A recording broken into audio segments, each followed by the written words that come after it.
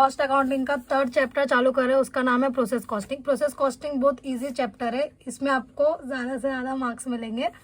तो इसमें पहला देखते हैं अपन कितने कैटेगरी का सम है। इसमें पूरा 4 कैटेगरी का सम है। एक आता है पहला सिंपल प्रॉब्लम्स, फिर दूसरा है एबनॉर्मल लॉस और एबनॉर्मल गेन का सम आता है, और तीसरा टाइप होता है स्टॉक अकाउंट का, और चौथा आता है सेल्स का।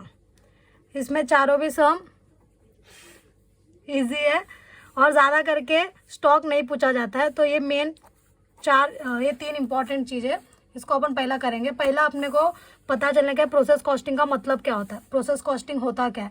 तो प्रोसेस कॉस्टिंग कभी भी सोचो अपन ट्रेडिंग अकाउंट, कॉस्ट अकाउंटिंग बोलेंगे तो ही ट्रेडिंग अकाउंट के बारे में सोचने का, जिधर रॉ मटेरियल से लेके फिनिश गुड्स तक जो सफ़र होता है उसे बोलते हैं प्रोसेस। तो इसमें सिर्फ प्रोसेस कॉस्टिंग में क्या रिकॉर्ड करेंगे, रॉ मटेरियल से लेके गुड्स फिनिश गुड्स होने तक का जो भी प्रोसेस, जो भी खर्चा आता है, जो भी कॉस्ट आता है, उसको रिकॉर्ड करेंगे प्रोसेस कॉस्ट में। तो पहला प्रोसेस कॉस्टिंग का मतलब क्या होता है वो देखते हैं। Process costing means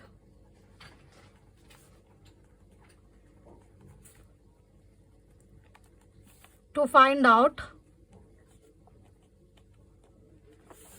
cost per unit per process where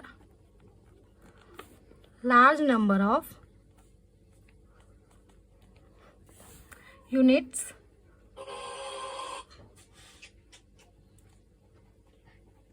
produced।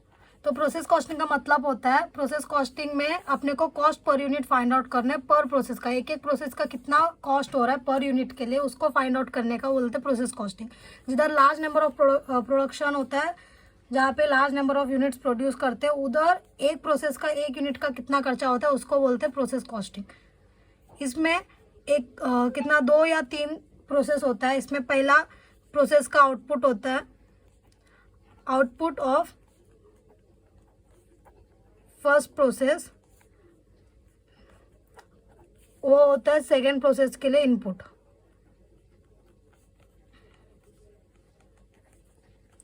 जो पहला प्रोसेस का आउटपुट होता है वो सेकेंड प्रोसेस के लिए इनपुट होगा, और जो सेकेंड प्रोसेस के लिए आउटपुट होता है वो थर्ड प्रोसेस के लिए इनपुट होगा।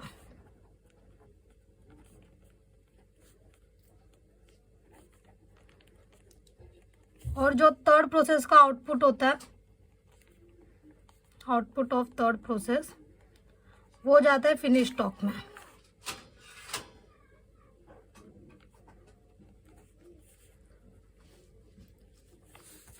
तो यहाँ पे रॉ मटेरियल से लेके वर्क इन प्रोग्रेस होगा,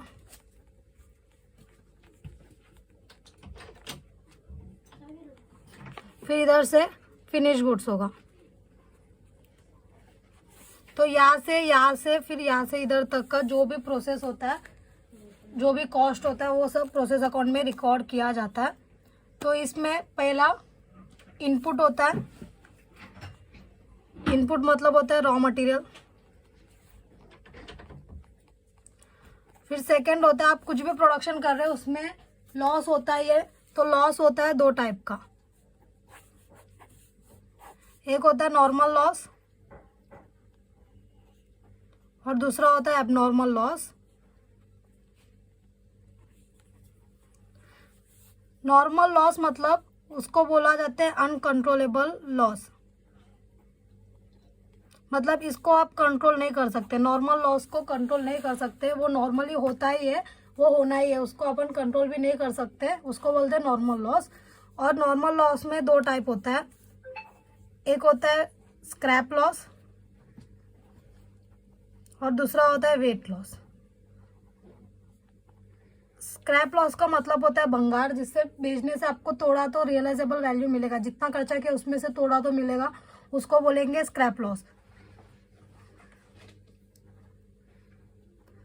उसको रियलाइजेबल वैल्यू रहता है और इससे थोड़ा तो कुछ ना कुछ मिल ही जाएगा पैसा। और आप याद रखो स्क्रैप लॉस का वैल्यू हमेशा कॉस्ट से तो कम ही रहेगा, फिर दूसरा होता है वेट लॉस। वेट लॉस मतलब पूरा कचरा जैसा हो गया, इससे अपने को कुछ भी रियलाइजेबल वैल्यू नहीं मिलेगा, कुछ पैसा नहीं मिलेगा, ये कचरा जैसा हो गया। लेकिन ये बंगाल जैसा हुआ जिससे अपने को थोड़ा तो रियलाइजेबल वैल्यू मिलता है।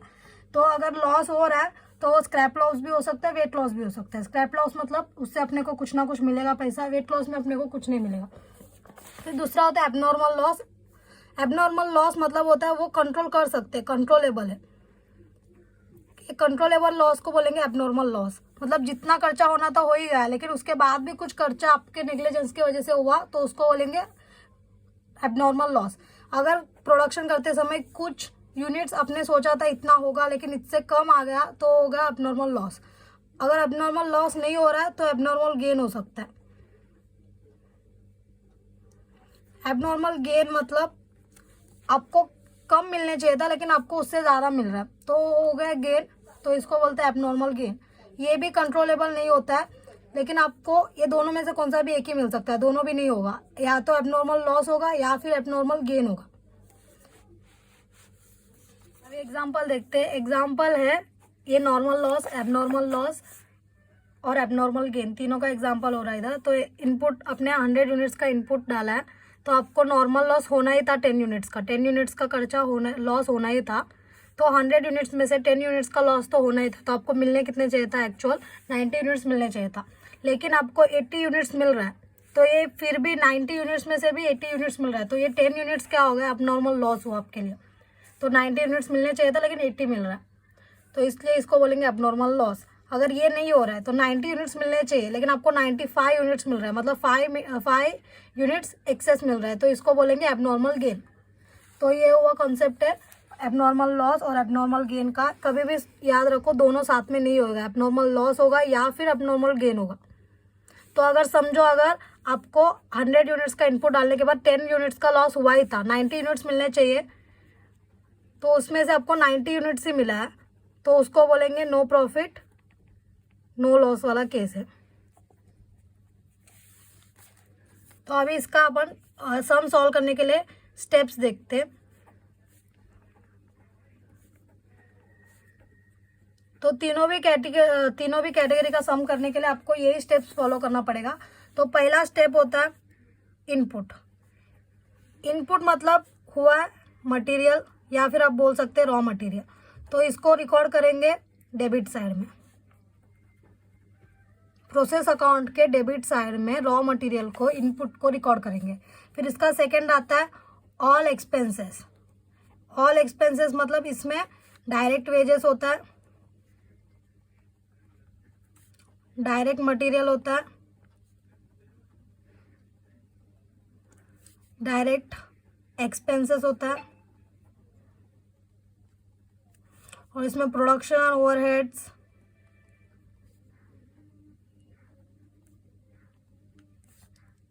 फैक्ट्री ओवरहेड्स,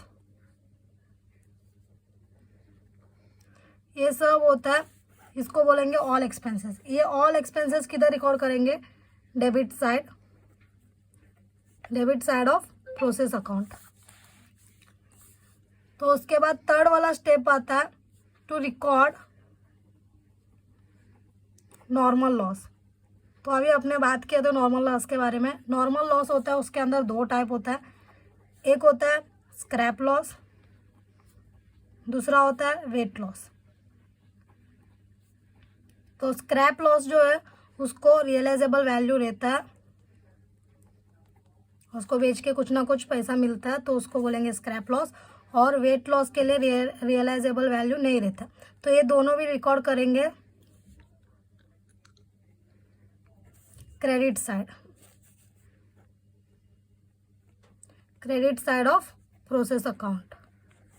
ये याद रखने के आपको कौन सा साइड में क्या पोस्ट करना है वो सब। फिर फोर्थ होता है कैलकुलेशन ऑफ सीपीयू।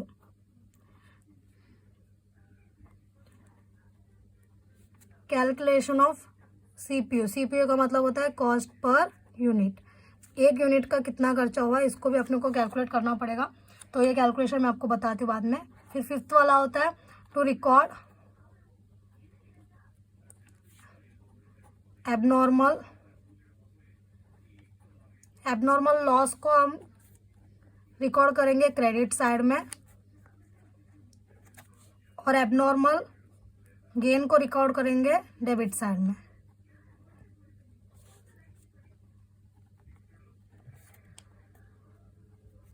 और उसके बाद 6th वाला स्टेप होता है क्लोजिंग।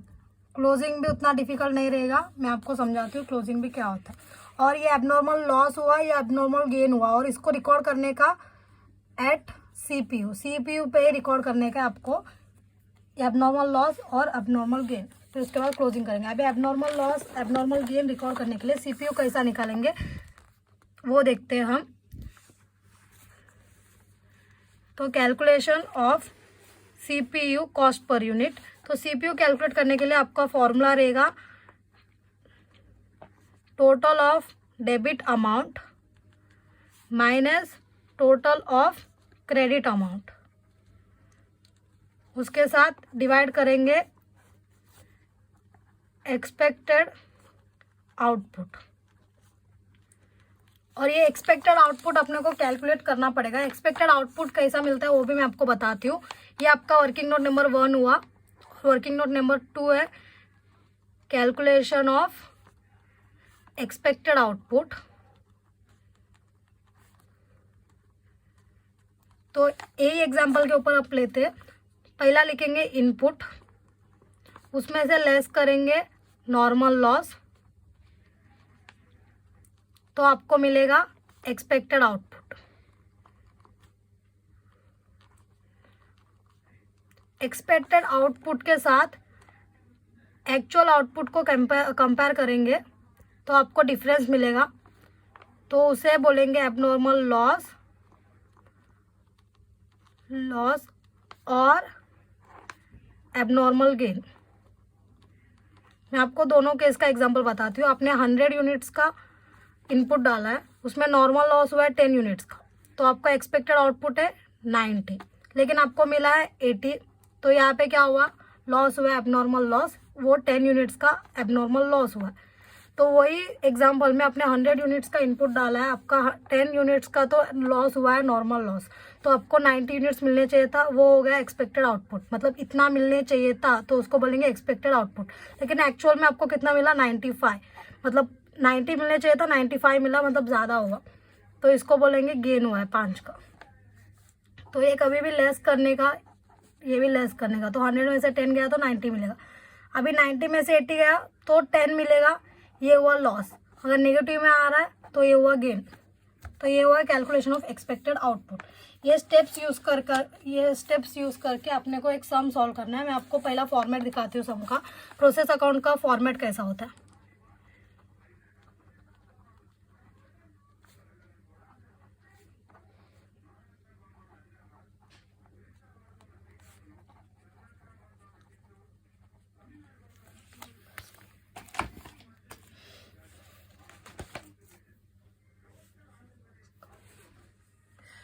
प्रोसेस अकाउंट का फॉर्मेट ऐसा बनाते हैं, और प्रोसेस अकाउंट में 3 प्रोसेस तक होते हैं।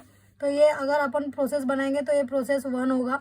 तो ऐसा 3 प्रोसेस अकाउंट बनाने का। सबसे पहला प्रोसेस अकाउंट में पर्टिकुलर्स यूनिट्स रेट अमाउंट, फिर पर्टिकुलर्स यूनिट रेट अमाउंट लिखने का। ये डेबिट साइड हुआ और ये क्रेडिट साइड हुआ। ये हुआ अपना प्रोसेस अकाउंट। सबसे पहला अपने को लिखना है पहला स्टेप इनपुट। इनपुट आएगा डेबिट साइड में, तो ये स्टेप नंबर 1 हुआ।